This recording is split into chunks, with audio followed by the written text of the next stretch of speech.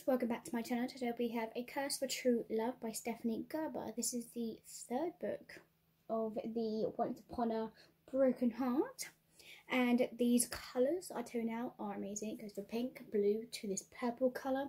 This is such a beautiful colour as well.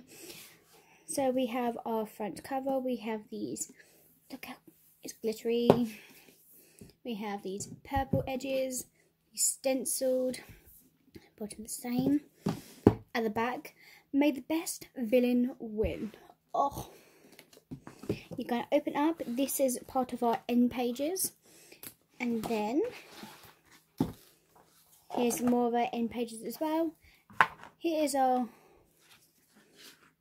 hardback.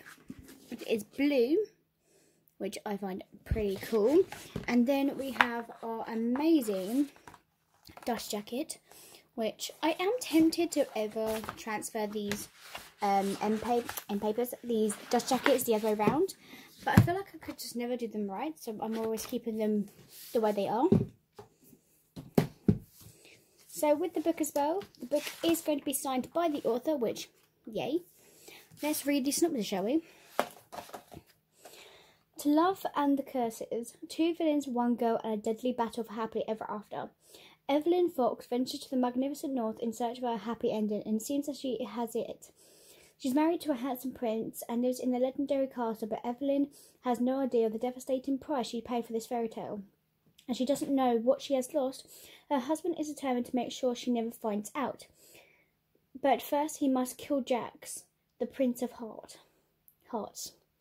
So blood will be shed, hearts will be stolen, and the true love will be put to the test of cursed true love and grievously anticipated conclusion to the Once Upon a Broken Heart trilogy. This, I am a monster. Whether you remember it or not, I'm your monster, Evelyn. That, when I read that, gave me shivers down my spine, guys. Shivers. And I tell you, I was like, oh my god, this is, I don't want you to be upset. This book was finally deserved, what, after the kind of the ending that happened in the last book. Like, I did love the ending so much despite how much pain it cost me. So, here we go. Are you ready? So, where to begin? I think we should start from the beginning, right?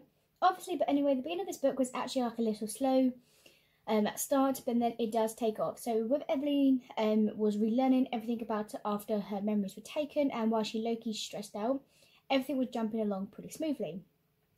Then we have Apollo's first chapter that came around. I literally rolled my eyes because I forgot that he was in the book. Do you ever read a book and then you forget that character's in that book already? Or something like that? I've done that a few times. But I was thankful Gifted as Jax chapters a few chapters later, and that's completely lifted my mood. So in this chapter, yes, we get absolute gem of a quote that made me like choke. He would never understood why someone would watch another person sleep until her. Screaming at that one. Things started to pick up literally right after Jax chapters, where I cannot find as a coincidence, but where Jax just literally made everything seem better.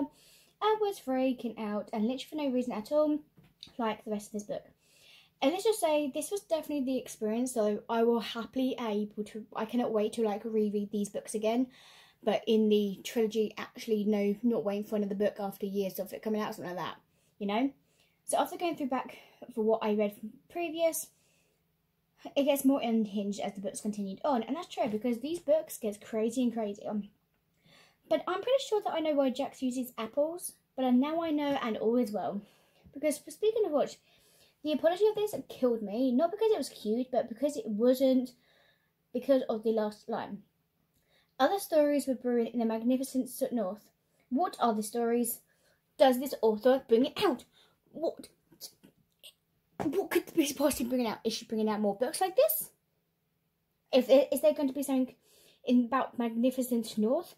Is there just so many questions? Like, when in December, I normally go through all my books, and any authors I have, I go through and see if they get any new books out for next year, and those books I prioritise and make sure I get those books first before I read any new authors. And if they find out there's a book that's coming out next year from her, this is Stephanie Garber, I tell you now, is a hit of a yes. I do hope Fairwood will be doing a book. So, yes, I feel like a bittersweet because the next stories probably won't be connected to any of these main characters from the series. Obviously, I didn't like Carvel, but I did enjoy the series. I didn't realise so much more to say to the plot, but I've already written so much. So this book is felt of a lot more romance heavy than others. There's a super kind of weird vibe around the whole book as well, and had it lost all the magic. Don't make it wrong, I love the romance. Everjacks are my, these two are my favourites, okay? Can you give me some more, more to these guys? But because of the magic, this book seems to lack. She was the moth, and Jack was still the flame. Okay, then we have, our characters. Hello! Some cutie pies, aren't we? So they're, semi-rational decisions, but who was I kidding, right? Yeah, Jax, the Prince of Hearts, Archer, Jax of the Hollow, and I'll be the Fox with archery any day. Where can I find this sign-up sheet? Please! In other souvenirs, I do love Jax, though. The thing is, though, I used to hate him in the Carvel series. So when I first was looked, I was like, I don't know, but then I'm like, okay. So when I read The Ballad of a Never After, I did a section where this part where I read it, and I didn't really like the gems of the Princess Heart's mouth, so I will don't do that again. Please, little fox, remember. So I think I cried in that part.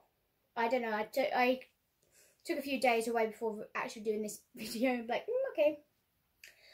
How can I make you understand? He growled. You and I together don't end well. We just end. This isn't just for now, it's for always, little fox.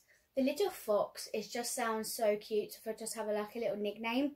Don't you ever read a book as well and they have a nickname like that and you're just overturned by it and you're just like, oh my god. Yes. So anyway, this was everything I have for this book review.